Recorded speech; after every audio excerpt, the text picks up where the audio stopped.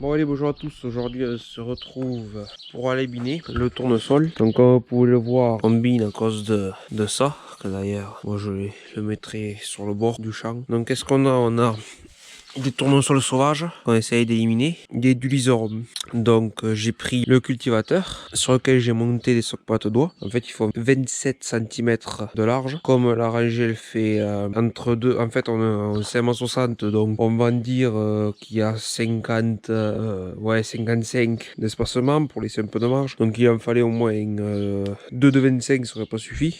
Mais bon, on avait trouvé cela, ça allait bien. Celui-là je crois qu'il a jamais servi, oui c'est ça. Et en fait comme le cultivateur, quand moi je le mets en espacement entre chaque dent de 50, et bien on a besoin de 13 dents en 3 mètres. Et bien vu que là on est toujours en 3 mètres mais un espacement de 60 pour le semoir, et bien on a besoin de 3 dents à moins en fait. Je mets juste 2 dents par interrang, sauf aux extrémités où j'en mets qu'une seule. Donc en fait il y a un rang qui passera là, un autre qui passe là avec 2 rangées au milieu, un autre qui passe là pareil avec 2 rangées, un autre qui passe là toujours avec 2 rangées, un autre là avec 2 rangées là et une seule sur le côté. Comme ça quand on revient dans l'autre sens, en fait celle-là elle passera juste un peu à côté et en fait il y aura il y aura pareil toujours 2 fois la dent qui passera dans la rangée en fait. Donc au lieu d'avoir 2 dents, et bien en fait avec une ça suffit. Donc je fais ça avec le 880, il n'y a pas besoin de celui-là, surtout que celui-là en fait il a des pneus un peu plus étroits et surtout il n'a pas 4 roues motrices, donc il braque beaucoup mieux et on écrase un peu moins. Donc c'est pour ça que je fais avec celui-là. Et bon là on va faire les niveaux. Ça je pense qu'aujourd'hui je vais pas avoir besoin d'ouvrir ça à fond parce que aujourd'hui il fait pas spécialement beau. Il a fait 3 mm. Bon ça risque de coller un peu mais bon faut pas trop attendre non plus parce que déjà on est à limite passage de l'outil. Le tracteur il passe encore bien. Mais cette année j'ai fait exprès d'attendre que ça soit un peu haut. Comme ça, je peux avoir un assez grand débit de chantier, avancer assez vite. Comme ça, avec les pattes d'oie, je mets la terre au pied du tournesol. Ça le but, au moins comme ça, s'il y a des herbes dessous, ça les étouffe. Et ça ramène un peu de frais au pied du tournesol. Surtout que cette année, il manque un peu d'eau. Il y a des endroits où il commence à souffrir du manque d'eau. Là où il y a pas beaucoup de profondeur de sol. Donc là, j'enlève au système de clim. Allez, quoi. Et que pour ça, ce tracteur il est bien quand même, il s'ouvre de partout. Donc quand on travaille qu'il fait chaud. Bon, celui-là après le système des porte-avant font que c'est toujours pareil, il y a de l'air qui rentre. Allez, ça c'est bon. Ça de l'autre côté. Là je me suis mis de barre pour pouvoir bien me guider le milieu du rang. Parce que comme on est en 60, on passe à cheval de 3 rangs. Du coup celui du milieu, je me le prends bien au milieu. Et ça me permet de mieux me repérer. Allez, la clim est rangée. Hop, faire vite fait les niveaux. Enfin vite fait. On va faire quoi les niveaux? On est bon. Et bien on est parti. Voilà, on se retrouve au champ, je vous montrerai ça. Donc voilà, comme vous le voyez ici, bon, c'est pas trop représentatif quand même de la hauteur dans la parcelle. Mais en fait on a un tournesol assez développé. Il nous arrive à peu près au genou. Donc ici je l'ai pas fait, mais on peut voir que j'ai fait ici là. En fait j'ai fait tout l'intérieur, il manque dans ce champ juste les tours à faire. Bon, on a de la renouée qui pousse. Bon à des endroits on n'en a pas toutes détruites, mais c'est compliqué là de passer là où il faut. Et bon on a détruit quand même pas mal. Ah tout ça là, ça reviendra plus. Et en fait on fait pas ça essentiellement pour la renouée, on le fait surtout pour tournesol sauvage. On a assez de tournesol sauvage, là on peut voir ça en est, c'est au milieu d'un rang. Voilà, ici encore on en a. Ça n'a rien à faire là ça. Et les tournesols sauvages on les reconnaît assez facilement. Je vous en montrer un grand, voilà. Voilà comment on les reconnaît. Et ils ont les tiges des feuilles qui sont violettes comparé à un tournesol normal. Et pourtant celui-là vous regardez il est presque dans la ligne. Mais ça c'est un tournesol sauvage. Et là vous voyez là il repart. Et ici là il va faire d'autres c'est de là où il va faire d'autres fleurs, d'autres têtes. Là vous voyez le bouton floral central. Et de là il va repartir d'autres fleurs. Alors qu'un tournesol normal, vous n'avez pas ce phénomène. Donc là on peut voir, ça c'est du sauvage. On peut voir les tiges violettes. Et avec le cultivateur, on va essayer de tuer ça. Parce que vous voyez, là il y a un rang, là il y en a un autre. Et les tournesols sauvages sont pas forcément dans la rangée. Donc en passant, comme celui-là il est pas dans la rangée, mais ça va me l'arracher. Donc là j'avais déjà fait tout tout le milieu du champ, il me reste juste à faire les bordures. Et comme vous voyez, bon là, vous voyez, il y a du tronçon sauvage, donc on voit pas très bien les rangs. En fait, il y a un rang là, un rang là et un rang là, et comme on voit, je passe, bon là je suis un peu trop serré vers là parce que je vais juste rentrer dans la parcelle, mais je passe pile entre les rangs quoi. Et là en fait je suis descendu juste pour voir où c'est que à la bordure, parce que je commence à l'intérieur vers l'extérieur et tout en tournant, parce que j'ai pas commencé au bord du sorgho là-bas, j'ai commencé à l'intérieur, parce que ce champ, si on le voit bien, je sais pas si on va le voir, il y a un vert un peu plus clair et un vert un peu plus sombre, surtout là-haut, là où ça monte, je sais pas si on le verra. Moi ici j'arriverai pas à vous montrer sur la caméra parce que je vois pas trop la différence. Et en fait on a une partie de sorgho, une partie de tournesol, et c'est justement à cause du tournesol sauvage qu'on a fait du sorgho là-bas, parce que là-bas on a fait il y a 3 semaines un désherbage de poste levé, donc le tournesol était à 6 feuilles, le tournesol, pas le tournesol, le sorgho était à 6 feuilles, du coup on a fait le désherbage de poste levé parce qu'on avait beaucoup de tournesol sauvage par endroit. Si je crois que j'ai fait des vidéos, j'essaierai de vous les intégrer au montage pour vous les montrer.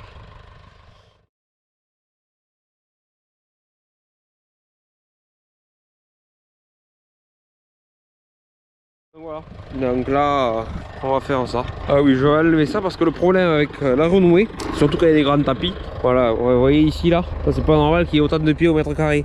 C'est dans la moitié, enfin plus de la moitié c'est du sauvage, donc là une fois qu'on sera passé, ça va avoir tout trié. Et... Bon, après là, il y a le croisement du semis, mais ça fait pas autant de pieds, le croisement de semis.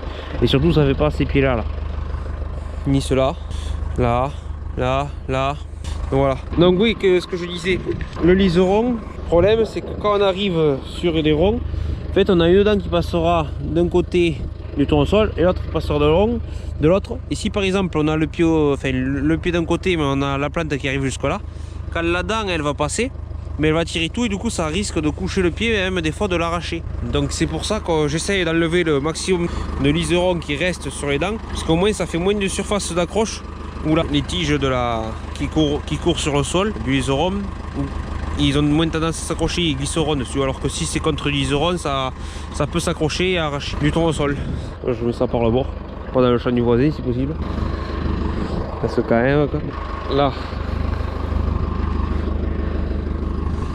ouais, c'est parti. Donc là on voit bien qu'il y a un grand travail qui va être fait. On le voit quand même que j'y suis passé parce qu'on voit bien les râles. Alors qu'on voyait que c'était bien vert, on aurait dit que le tournesol était joli. Et à des endroits on voit que finalement il est un peu plus clair, c'est juste parce que dessous il y avait un tapis de liseron et du coup ça fait de loin ça faisait vert, on voyait pas le sol quoi. Donc on se disait il y avait une forte densité, enfin un fort gonflement. Bon après il n'est pas moche non plus, moi je le trouve pas moche, donc ça va. Bon il y a des ronds hein, comme là, et comme on dit cette année qui est un peu sèche, même s'il n'y a pas 100% de pieds qui ont levé, ça sera peut-être pas plus mal parce qu'au moins il se fera pas du sec peut-être. Et cette porte à fermer c'est l'enfer. Oui, donc on est là. Oui, je vous pose et je vous reprends plus tard. Là il y a une première, ça c'est pas un travail qui demande beaucoup de puissance, donc je mets en première rapide même. Et même pas à 1600 tours, 1500 tours, je tourne à 1200 tours moteur, je consomme pas du tout de gasoil.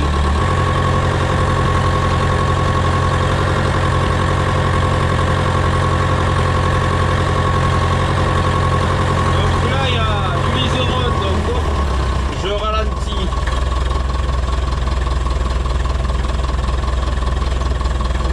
Ça laisse le temps au liseron de circuler entre les dents, de se bien se faire arracher sans arracher le tournesol. Là on est passé pour accélérer. On arrive sur notre rond.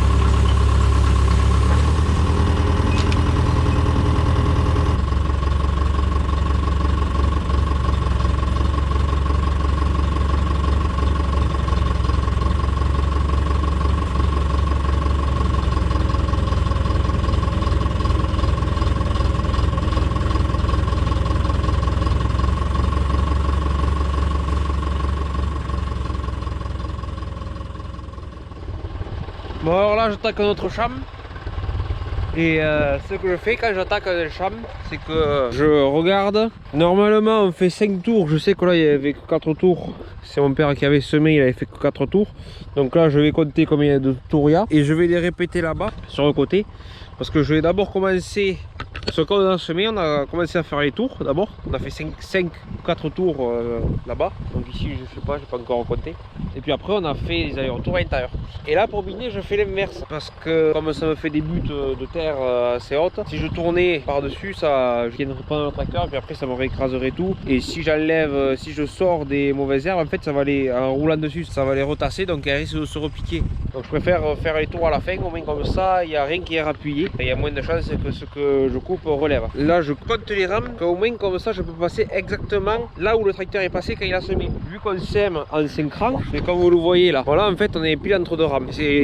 Ça sera bien aussi pour l'exemple. Là en fait si j'étais vraiment là où avait semé le tracteur, imaginons qu'il y avait la roue, vu qu'en semant il y a 3 rangs qui passent au milieu des roues, et B on aurait eu le rang extérieur, les 3 rangs du milieu et l'autre rang extérieur. Sauf que là par exemple si on ne prend pas les mêmes traces de roues, comme on n'est pas en autoguidage ni rien, comme c'est à l'œil qu'on guide et au traceur, désolé pour le mal si vous m'entendez mal, et bien il arrive des moments où il y a quelques écarts.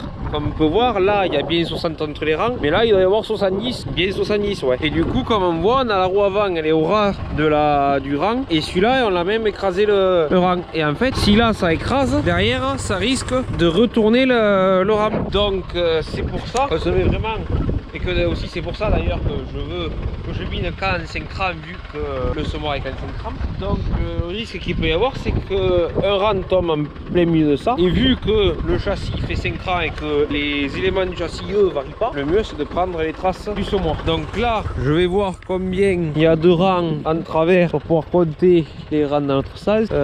Donc ça commence là, donc 1, 2, 3, 4, 5, voilà on a une rangée de semoirs. 1, 2, 3, 4, 5, 2 rangées de semoirs. 1, 2, 3, 4, 5, 3 rangées de semoirs. 1, 2, 3, 4, 5, 4 rangées de semoirs. Il y en a bien 5 parce que là, il y en a encore 5. Et du coup, ces rangs que je vais compter, je vais pareil les recompter ici. Au moins comme ça, je suis sûr mais que je vais rouler dans les mêmes rangs. Et là où le tracteur, quand j'ai semé, a roulé.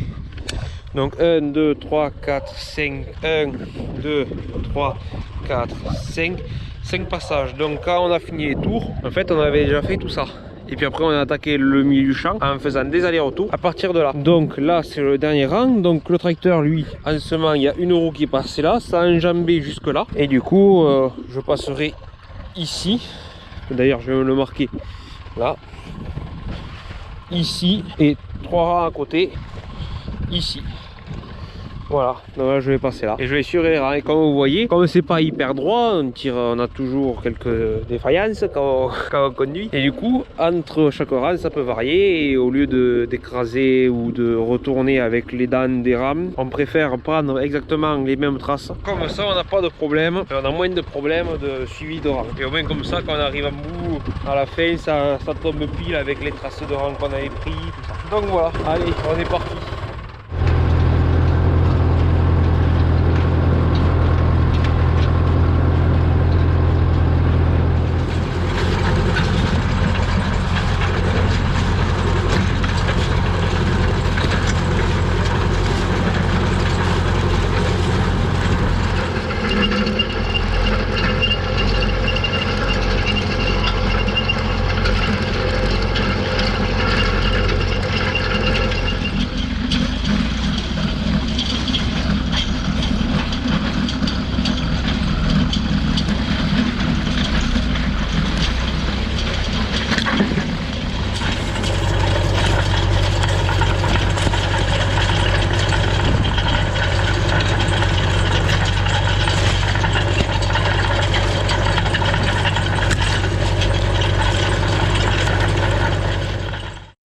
aujourd'hui on est le 11 juin et juste après quelques jours après le binage du tournesol. Donc en binant j'ai vu que pas mal enfin tous les tournesols même avaient le bouton floral déjà bien développé et c'est le stade auquel où l'apport en bord, où ils valorisent le mieux l'apport en bord. Pourquoi on fait l'apport en bord? Sur nos terres on a des risques de carence en bord.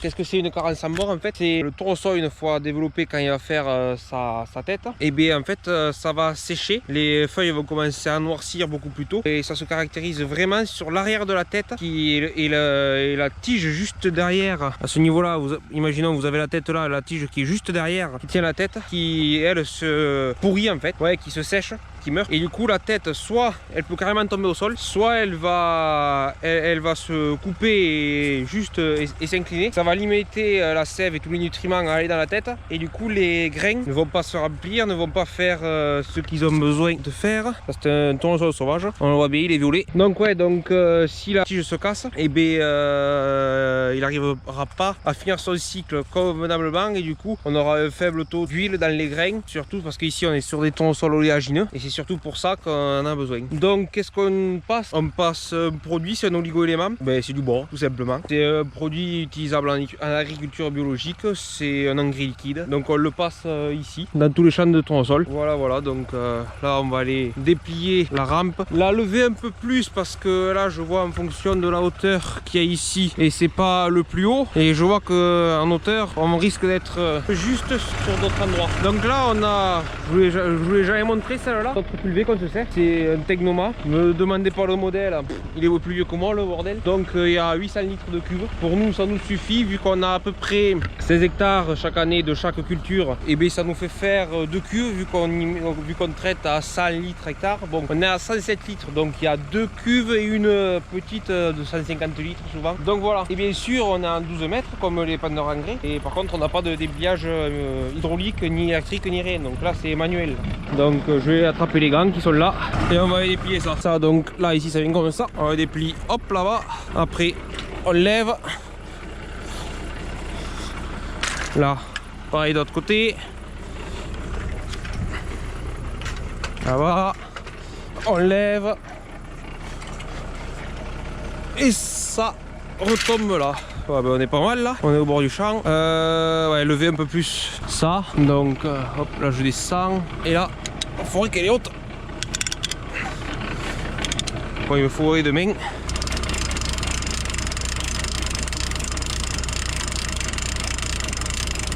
Ah, du coup ça va mieux quoi.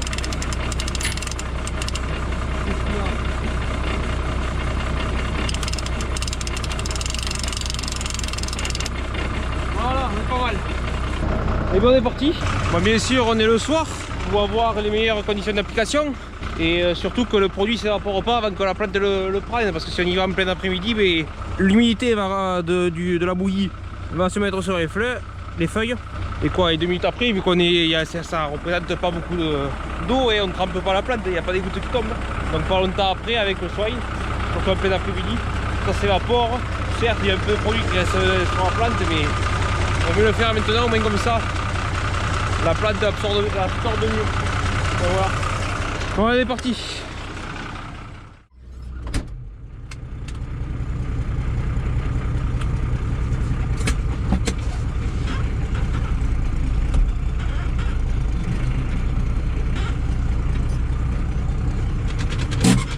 Tout d'abord, avant d'avancer tout ça, il faut amorcer la rampe en fait. Vu qu'on l'a nettoyé et qu'on n'a pas un pompage continu, en fait on a juste, ça vient de la cuve, ça va au bout de la rampe. Et à la pompe, il y a un clapet, un clapet anti-pression qui s'ouvre quand les tuyaux sont pleins, et du coup ça refoule dans la pompe. Et vu que là on a fait dernièrement, c'était que de l'eau pour le réessage, donc dans les rampes il n'y a que de l'eau. Donc là on va faire couler pendant quelques secondes et après on va pouvoir partir.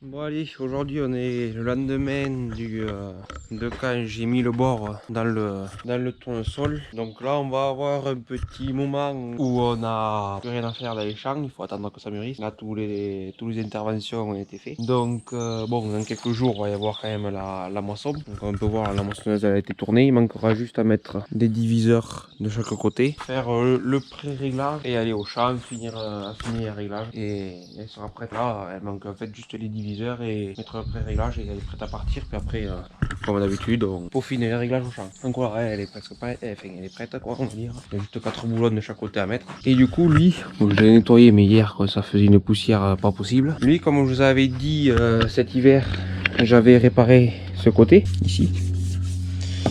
Et bien là aujourd'hui on va attaquer l'autre.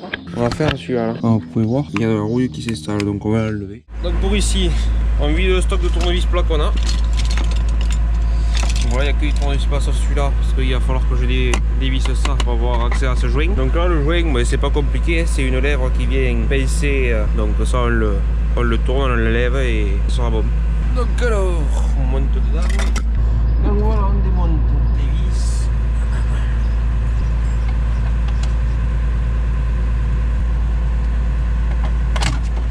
La merde ça à lever quoi. Et là on est bon, on va pouvoir commencer à utiliser le tournevis plat. Donc là je vous montre comment je fais. Je passe le tournevis derrière le joint, hop, je tire le joint vers moi. Et là on voit derrière il y a la lèvre en fer. Je mets le tournevis plat derrière et hop, je le rentre. Celui-là il n'a pas trop bien coopéré. Là on peut voir.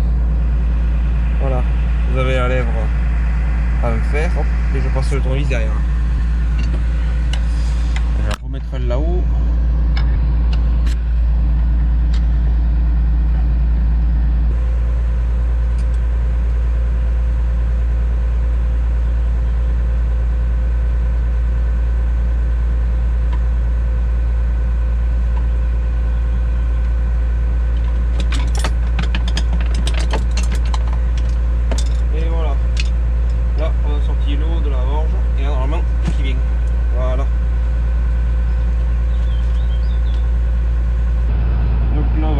Le surplus de merde qui est foutu dans le...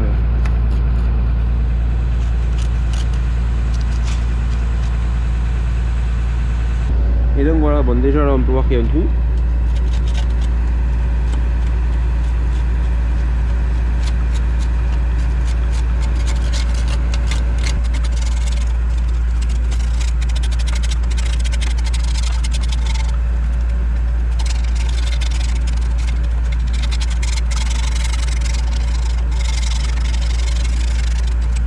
De toute façon là je vais venir avec une brosse métallique sur la perceuse pour tout bien nettoyer.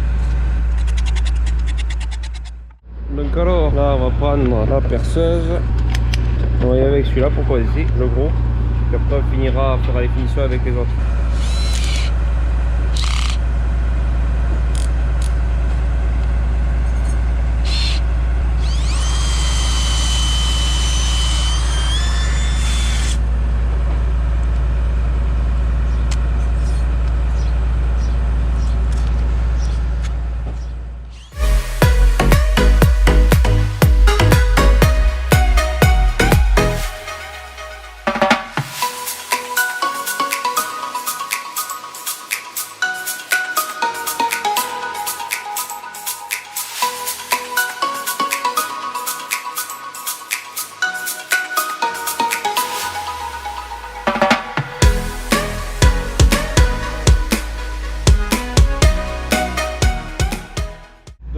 On a mis le fer à nu bien comme il faut, donc on peut voir il y a quand même des trous. Alors, vous voyez là, la structure qui tient la vitre, elle est pas abîmée, je peux y forcer dessus, il n'y a rien qui bouge, donc il n'y a pas besoin vraiment de le renforcer ça. On va juste passer un coup d'anti-rouille, un coup de mastic et puis ça sera bon. Là j'ai enlevé toutes les traces éventuelles de rouille.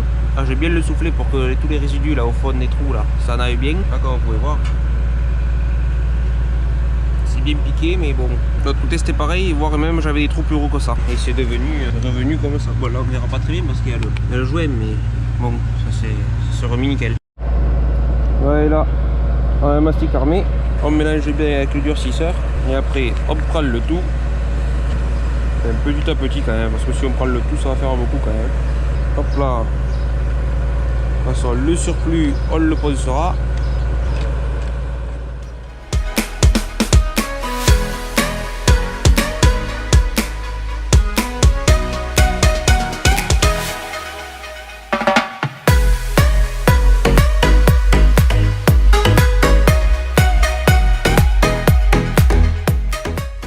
Ouais.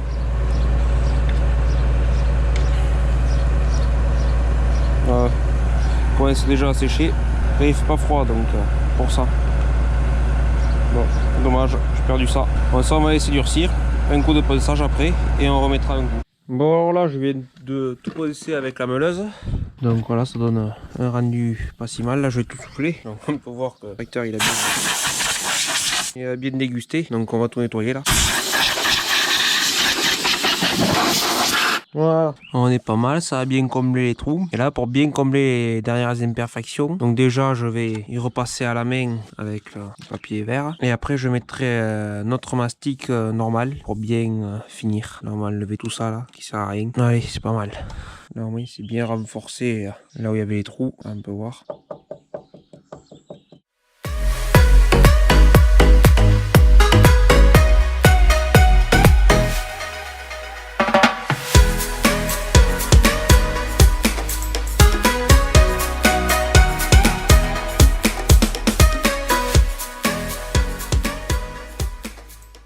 Bon, finalement, là j'ai fait le premier ponçage, ça s'est fait nickel. J'ai juste rattrapé quelques petits défauts là, comme on peut voir que j'ai remis du mastic pour rattraper quelques petits défauts qu'il y avait. Et je reponcerai ça, et puis après on pourra passer à la peinture. Bon alors là on en est où de ça? Je viens de finir de tout poncer, donc là c'est nickel. Faut que je finisse de tout bien dégraisser, et après on va pouvoir passer en peinture. Donc là je fais avec du nettoyant frein, ça dégraisse bien tout, et après la peinture elle accroche bien. Donc voilà, donc là je vais tout protéger.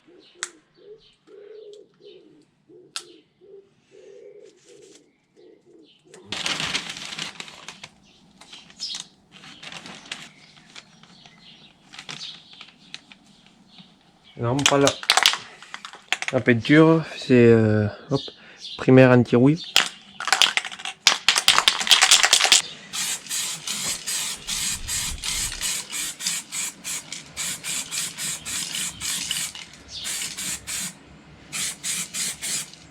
Là, on va laisser sécher un peu.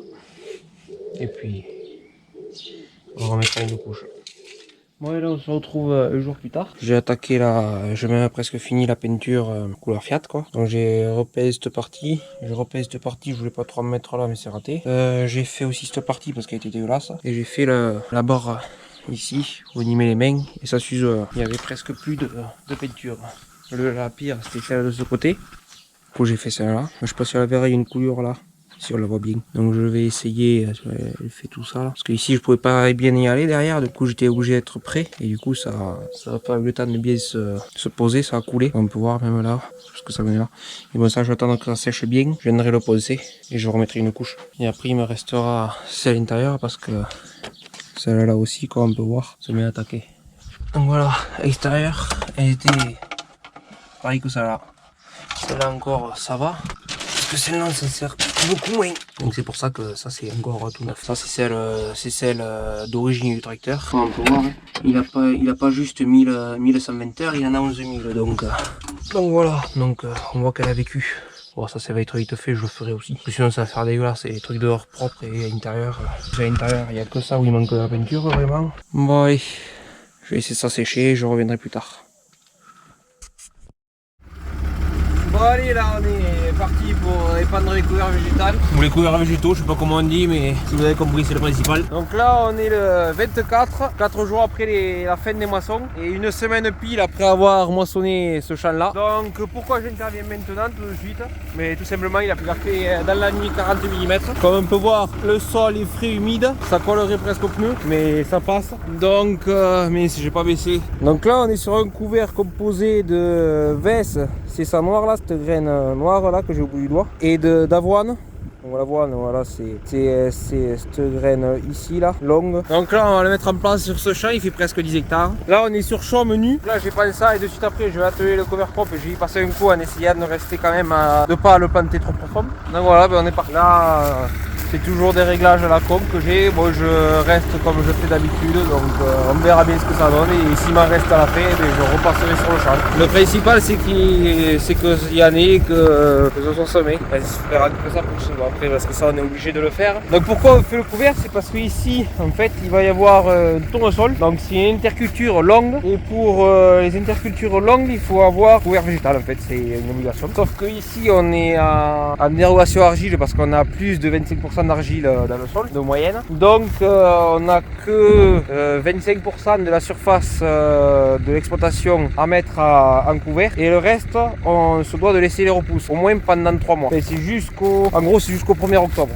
qu'on a une dérogation argile, sinon c'est plus tard. Donc voilà, donc là on est parti toujours avec le 190, l'épandeur engrais parce que c'est le plus simple. J'aurais pu le faire avec le délème à l'avant, ça aurait été peut-être un peu plus précis, mais je crois qu'il y a 10 sacs, et les sacs ça rentre tout juste dans l'épandeur. Je préférais mettre tout dans l'épandeur engrais que dans l'épandeur à micro-graines là. Bon allez, on est parti. Que je puisse avoir le temps de déchaumer, même si je ne pense pas que je vais finir aujourd'hui de déchaumer. Parce que celui-là il va être disqué parce que c'est ce qui rend le mieux après avec pour la lever. Et le reste je vais y passer le cultivateur à nage parce que il a encore prévu des précipitations samedi à dimanche le soir. Donc on verra bien. On a prévu 20 mm, mais bon d'ici là ça peut vite changer. C'est comme c'est des orages, tout ça, on peut en prendre 0 comme 50. Donc voilà, donc on verra bien. On est parti semer ça, c'est parti, allez. Donc là, contrairement à l'engrais, on va pas se mettre à 8 km/h. On est entre presque 13 km/h en fait, on est à 12,8 je crois que c'est. Donc ça fait en vitesse rapide, ça fait la seconde. Donc voilà, là on va choisir le champ comme d'habitude. Le localisateur, le figuier c'est le champ juste derrière, c'est la vigne. Bon, ici en fait tout simplement, champ il porte les noms de ce qu'il y a autour quoi. Là, si vous voyez, hop, juste au bout de mon doigt là il y a le figuier, donc tout ça c'est le figuier. Là ici à l'époque il y avait une vigne là-bas au fond, donc ça c'est la vigne. Ça c'est sous le pré parce qu'il y a un pré là-haut. Voilà, donc chaque champ a son nom en fonction de quelque chose. Là j'ai mis en route pas de neuf, on va ouvrir les vannes et on va avancer.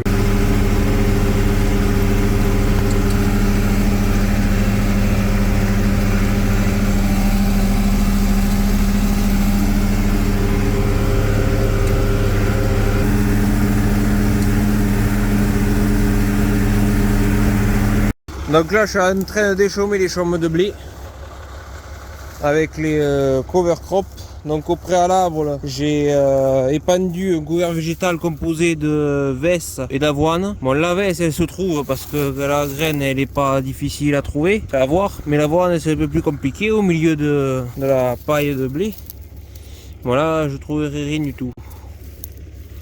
Tout à l'heure j'en ai vu. Mais bon bref, donc j'ai pendu ça aujourd'hui parce que ce matin il a arrêté de pleuvoir et on a eu 40 mm. Donc dans l'après-midi j'ai pendu ça. Et là je le recouvre en passant un coup de déchaumeur à assez haute vitesse. Enfin à haute vitesse quoi, à 12 km/h. Justement pour me projeter de la terre sur ce que j'ai semé. Et au moins comme j'ai une pellicule de terre entre 1 et 2 cm par-dessus, voire même des endroits moins, c'est ce que je chercherai, moins de terre. Donc voilà, comme je dis, j'ai une fine pellicule de terre, c'est ce que je cherche à avoir pour vraiment tenir au frais les graines. Ensuite, peut-être, si les conditions le permettent, je viendrai passer un coup de rouleau pour vraiment bien poser tout ça au sol, favoriser la levée. Il y a encore prévu ce week-end des pluies, on verra bien ce que ça donne. Donc voilà, c'est un tracteur. Alors, je roule à 12 km/h justement pour bien foisonner. Là, comme on peut voir, il y a quand même une couche qui s'épanne sur tout le large. Donc voilà, allez, c'est parti. Bon allez, cette longue vidéo touche sa fin parce que comme vous avez pu le voir elle dure plus de 30 minutes. C'est tout ce qui a pu se passer au mois de juin. Surtout que ça, je voulais pas mis dans cette vidéo parce que je l'ai mis dans d'une vidéo à part. Il y avait des morceaux de cette vidéo qui auraient peut-être mérité d'être à part comme le binage, mais après le reste c'était vraiment des petits morceaux que j'ai, donc je pouvais pas en faire une vidéo complète, donc je préférais le rajouter justement à la vidéo du binage et comme ça vous voyez un peu plus ce qui se passe. Oui, cette vidéo elle est longue, vous voyez aujourd'hui on est où je vous parle, où je finis le montage, enfin il me restera juste cette partie là à monter. On est le 2 août, presque 2 mois après le début de cette vidéo, donc quand j'ai commencé à filmer. Mais bon, comme vous voyez, elle fait 30 minutes, mais c'est pas juste 30 minutes que j'ai pu filmer avec la caméra. Donc le temps de mettre tout bout à bout et regarder l'essentiel, ça m'a fait regarder de longs moments de de vidéo. Bon, ce que je vais pas montrer, c'est le rendu vraiment final de ça une fois que tout a été enlevé. Donc j'ai remonté la vitre. La vitre, pour la remonter, ce que je conseille, c'est déjà d'être deux. Et une ficelle corde assez fine mais résistante. Vous enduisez bien toute la gorge de graisse. Vous mettez la ficelle à l'intérieur qui se croise en bas. En fait, vous faites partir en haut, vous croisez là. Ou pareil ici, vous croisez là. En fait, un morceau de ficelle qui part par là et un autre par là. Vous mettez le bas. Il faut qu'il y ait un qui, à l'extérieur, qui le plaque la vitre contre les parois et vers le bas aussi. Que ici, ça s'enfonce déjà. Et après, avec la ficelle, faut tirer. Et ça va en fait tirer la gorge du joint à l'extérieur de la lèvre en fer. Ce qui va permettre de la faire tenir. Donc voilà, hein, là, elle est tout remontée. Je vais remonter le cache. De toute façon, entre temps, on a machiné. Donc voilà, ça a bien tenu. Donc aussi, après, il faut faire un point sur le couvert que j'ai fait plutôt moisson. Quand je l'ai semé, il y avait eu 40 mm la veille, juste ça avait fini le matin même. Donc j'ai fait tout ça. Ensuite, il a fait 10 mm dessus une fois semé. Donc en tout, ça a fait un cumul de 50 mm entre avant le semis et après le semis. Mais depuis, on n'a pas une seule goutte d'eau. Donc il a poussé, il a germé avec l'humidité qu'il y avait. Mais maintenant, il stagne, on le voit même pas à travers le chaume. Le disque, vu que j'étais pas profond, ça n'a pas enlevé toutes les chaumes. Donc il y en a qui restent droites, mais à travers ça, de loin, on voit qu'il y a un peu de vert, mais je me demande même s'il commence pas à cramer. Mais bon, donc voilà. Cette vidéo aussi, elle a mis du temps parce qu'au mois de juillet, j'ai eu des vacances. Après, il a fallu que j'aille ensiler chez mon voisin. Cette année, vous aurez pas de vidéo de ça parce que j'ai pas pris de quoi faire de vidéo. J'ai préféré me concentrer à faire ça. Donc voilà, si vous pourrez en voir sur mon TikTok et sur Instagram, toujours au même nom, Matari31. Donc voilà, j'espère que cette vidéo vous aura plu. N'hésitez pas à vous abonner, à poser des questions en commentaire si vous en avez. Et moi, je vous dis à la prochaine. Allez, au revoir.